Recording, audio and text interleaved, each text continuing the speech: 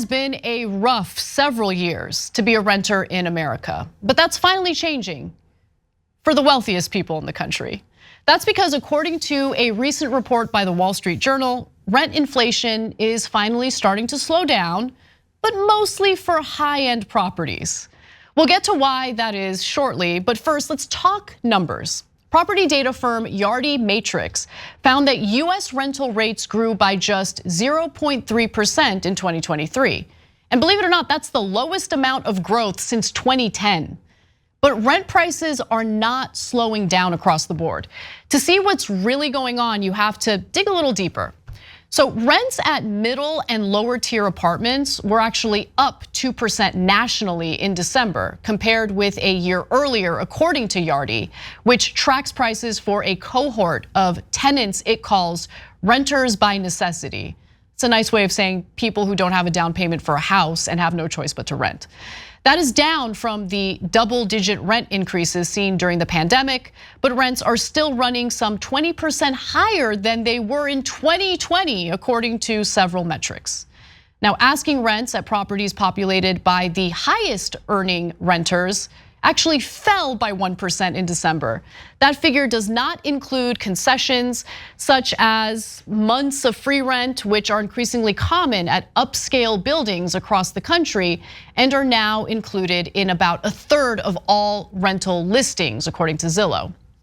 But when it comes to less wealthy renters, they experience something entirely different. As I mentioned earlier, their rents did go up, and certain parts of the country, the rent went up even more than what I just mentioned. So in Kansas City, Missouri, Indianapolis, Chicago, and Philadelphia, middle market rents increased between 3% and 6% in December compared with a year before, outpacing rent growth for luxury properties in those same metro areas, data provider CoStar Group said. I love the name of these companies. Anyway, that's obviously because there's a much larger market or much more demand for more affordable housing. Most people aren't wealthy and they aren't looking for luxury properties to rent. And so the Wall Street Journal spoke to a Kansas City, Missouri resident named Tamika Dukin, who saw the rent for her 3-bedroom, 1-bathroom home basically skyrocket from $1,650 a month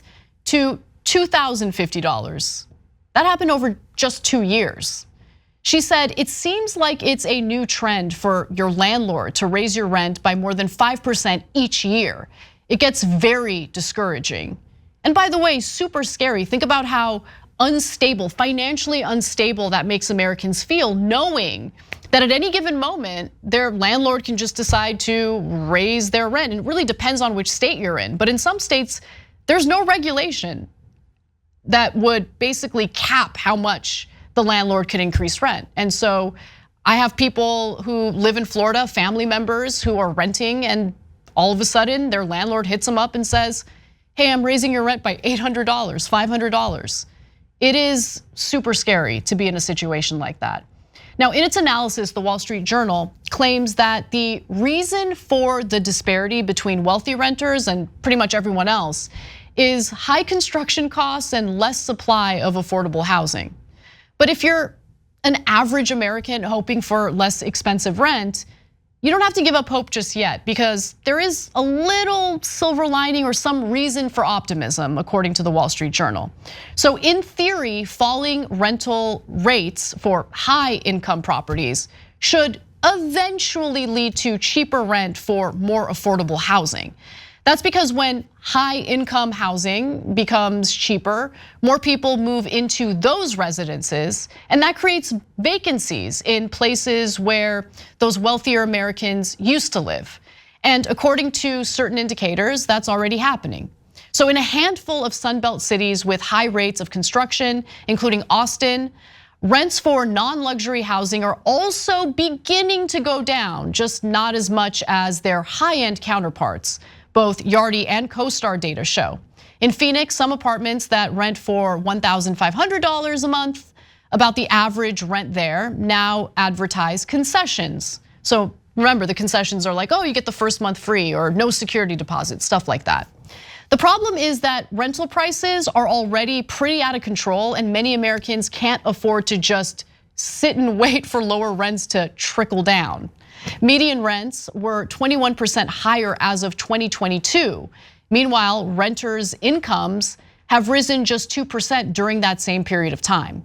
Half of renters in the United States spent more than 30% of their income in 2022 on rent and utilities, according to the New America's Rental Housing Report by the Joint Center for Housing Studies of Harvard University. That means that 50% of Americans who rent very likely have trouble covering the costs of other expenses because of how much rent eats away at their monthly income. The share of cost-burdened renters increased by 3.2 percentage points from 2019 to 2022. And if we get even more specific, the numbers are insanely bleak.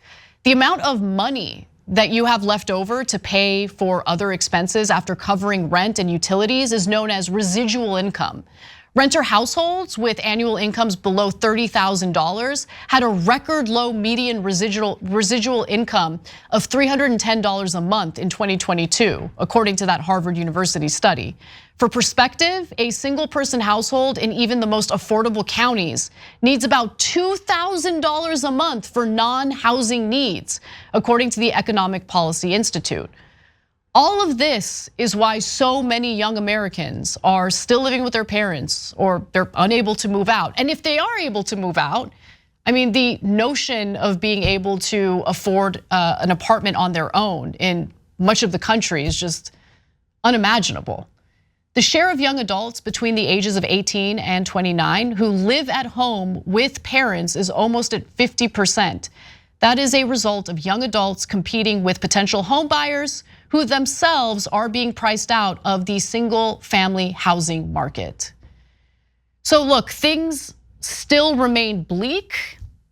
The idea that affordable housing is going to trickle down as the rents for luxury properties begin to come down is, I mean, the fact that that's what we're looking at for optimism, it's just so incredibly depressing. But I just wish that there was a little more control over what gets developed, right? So there's a lot of talk about loosening zoning laws, which I agree with, especially in places like California where zoning laws are so insane. There's so much red tape that it's impossible to build new housing.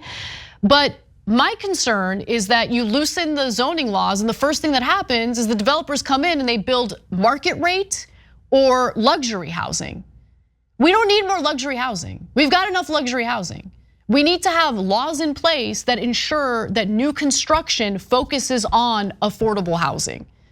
That hasn't really been happening. That's part of the problem. That's why you have this high stock or inventory of luxury units, but very little stock in mid-tier and low-tier units and apartments. So we'll see how this all plays out. I thought that was an interesting report done by the Wall Street Journal, but housing continues to be a mess in a country that has all sorts of other crises happening simultaneously.